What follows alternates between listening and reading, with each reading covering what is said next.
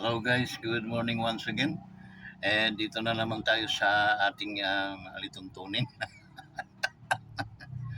um, Dadaanin na lang natin to sa medyo nakangiti kasi nga marami tayong kumbaga sa isang nilalang. Itong ating bansa ay napakaraming sugat na puro pangahabli ng nararamdaman at nararanasan. Medyo makikita mo kung inyong i-analyze sobrang pait ng dinadanas ng ating mamayan ng ating bansa sa ngayon sa kalukuyan. Hindi man ta mga pure na Tagalog yun.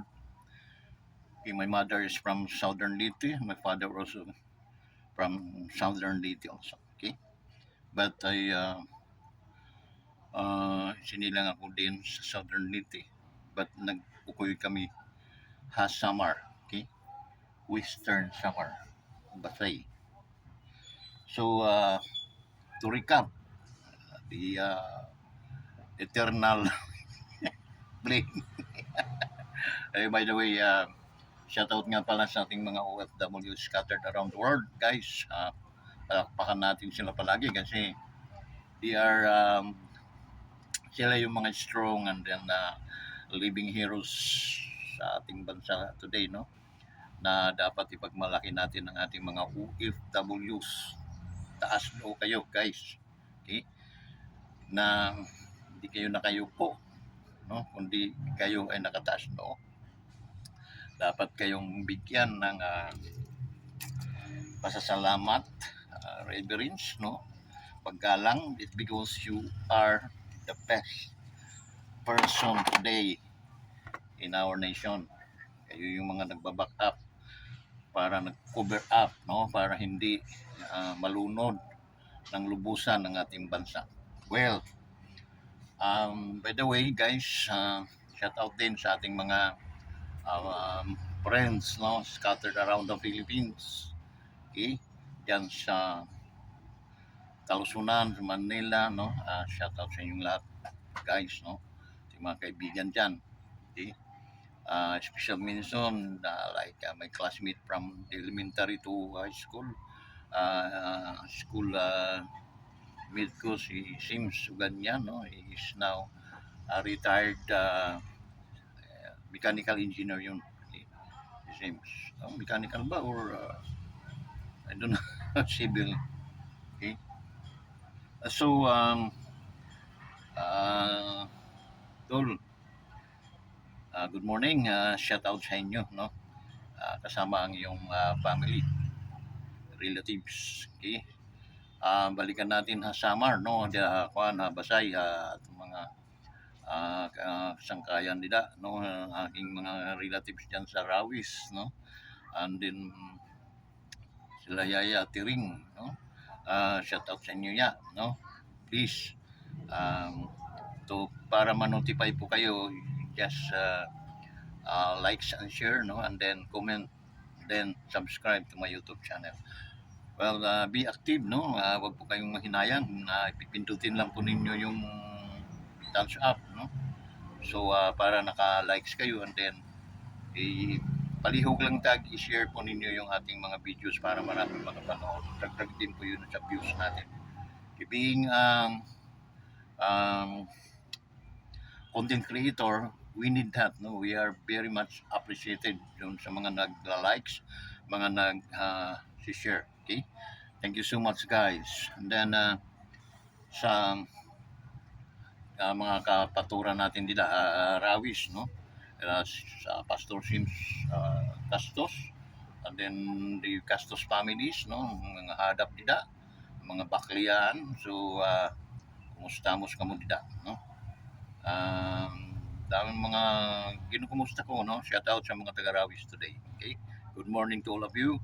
Guys, padayon lang kamuhan yung mga buruhaton. Kung ano man kurihan mga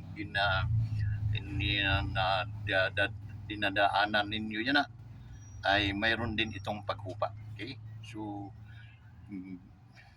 be thankful to God lang. Okay? kain pa. Di daha proper mismo hambasay, no? Itong mga ano diyan, mga believers, no? Christian fellowship, mga born again.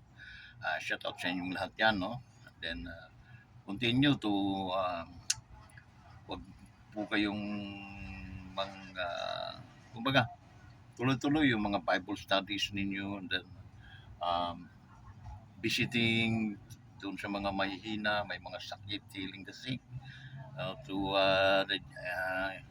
by Jesus' name. So, because there's power in the blood of Jesus. Okay, I know that. And then, Tacloban naman, ating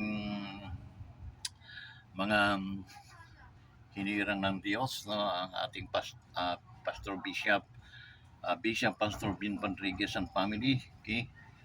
Family it means kasama dyan ang congregation, no? Shout out sa inyo, Lida, Pastor, Tacloban. Okay? So, every one of us, harap naman tayo sa anuhan Diyos. So, we pray na sana, na hoping na God will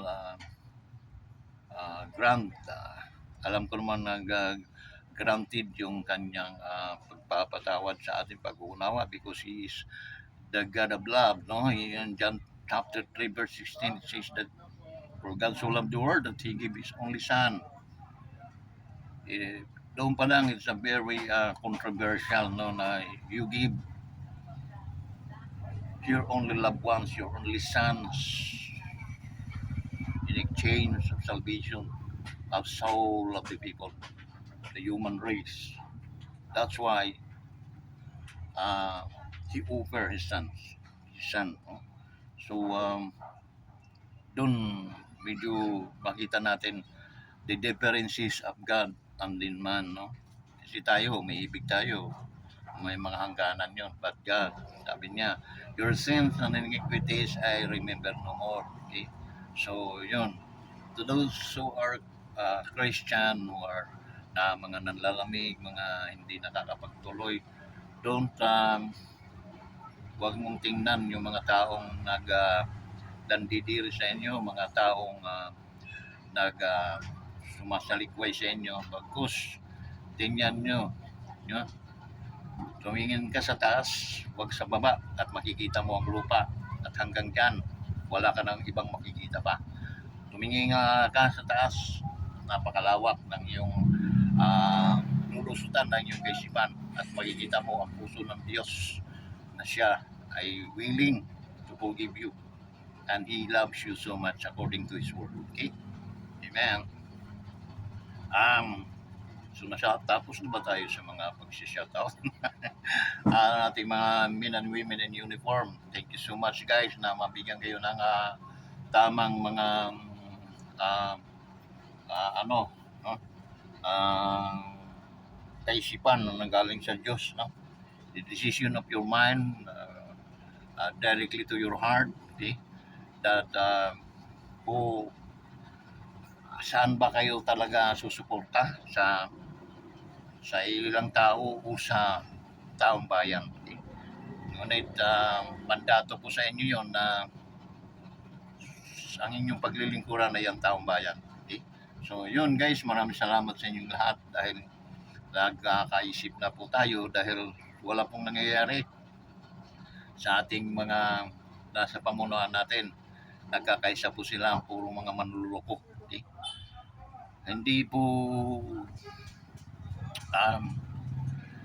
kasalanan yung magbanggit tayo ng mga manluloko because kitang-kita at hanggang ngayon wala pa pong napaparusahan. Okay? Puro pangako, puro pambubudol lang since from the very beginning. Puro pambubudol lang. May mga taong ito talagang presidente nyo, babalikan ko lang, no? May mga taong ang laki ng pagkakautang ng loob nito sa kanila. Ngunit talagang trinidor, talagang inano niya, no? Kumbaga mas masahol pa si Judas. Ang kakaiba lang nila kay Judas, nagloko si Judas, no? Ano siya, binintan niya ang trinador niya ang Panginoong Isos. Pero kinagabihan nagbigti. Okay? Daling araw ata nagbigti yon. So, sana hindi pa sana mananalangin si Cara David na mamatay lahat yung mga magnanakaw, mga mandarambong sa ating bansa. Kawawa naman dahil unang-una, talagang bakit matutupad yun? Nag-uumpisa na nga matupad no? Nangyayari na nga. So, beware, no? Yung mga maghumingi na kayo, lalo na itong ibang mga congressman natin na medyo may dati nang hindi mga congressman, aktibo sa mga sa biblical na mga na pambubuhay, no? Bishop ito si Atras Abante, no? Pero anong ginawa ni Atras Abante? Okay? Talagang itinalikwa yata nitong ang Biblia at sumama sa kasamaan. Kaya ikaw Atras Abante. Kailangan ka na magsisi dahil bishop ka, no? Ay, nako. So, your money, guys, hindi mo madadala sa impyerno yan. Yung nandugas na ninyo dito, nakuha niyo yung mga porsyento-porsyento sa pagiging niyo, no? Pagiging masama ninyo dito sa ating mundo. Hindi niyo yan madadala sa impyerno. Tandaan niyo yan, mark my word. Okay? Mananatili yan dito sa ating mundong ibabaw. And then, pag yun ay tinago mo, kakalawangin yan, kakainin ng bukbok, or either pag-aaway-awayan ng mga magnanakaw din. And then, ang problema doon, hanggang third degree ng iyong lahi ay paparusahan ng Diyos yan. Alam mo yan, alam ninyo yan. To those who are preaching the word and then teaching the word of God, they knows kung anong mga consequences na makukuha nila sa kanilang mga katarantaduhan. Pwede ka naman pumanig kasi sa tama. And i-rebuild ninyo yung tama, parusahan ninyo yung mga nagkamali. Okay? Until today, wala pa pong napaparusahan dyan sa mga pagnanakaw ninyo. Maraming namatay ng mga tao dahil nabaha because sa mga ghost project po ninyo yung ginawa ninyo. Tinugas lang ninyo yung pera. How come na kumbaga, na-release yung pera, walang project, pero na-release yung pera? Oh, how come? Ang gagaling nga nila kasi nagkakaisa sila sa mga katarantaduhan. Okay? And then, pag umaabot na doon sa palasyo yung bintang, automatic tinitigil yung pag-imbestiga. Okay? Anong nangyari? Diyan kay Laksoy at saka kay Sotoy. Okay? Si Soto, he can afford kind of person, no? Hindi nahiya itong mamang ito. No?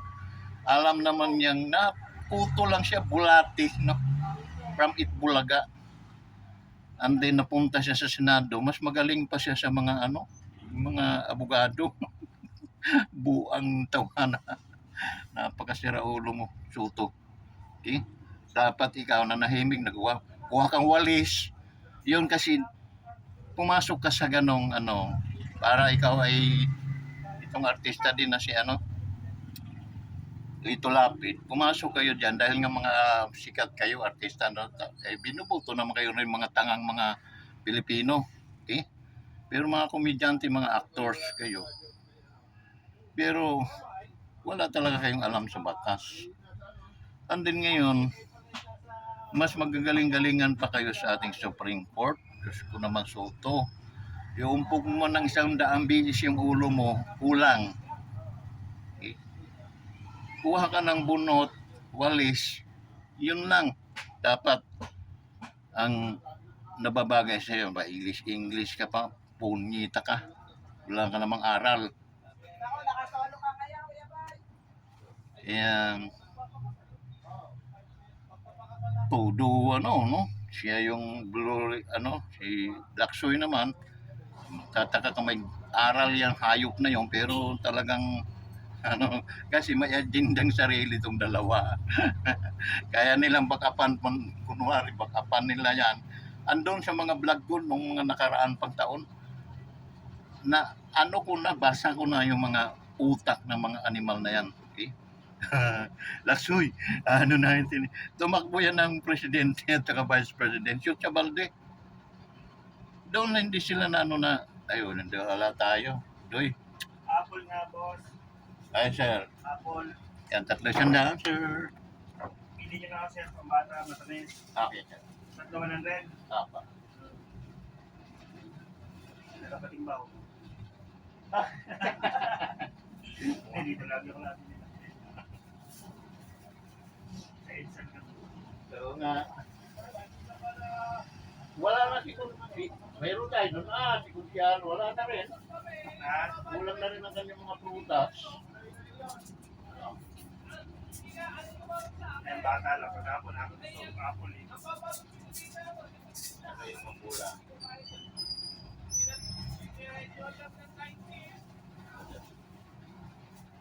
Thank you.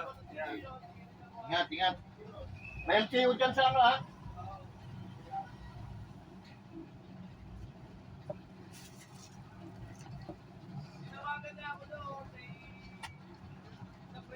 May bumili guys. Tagapatimbaw. Apple.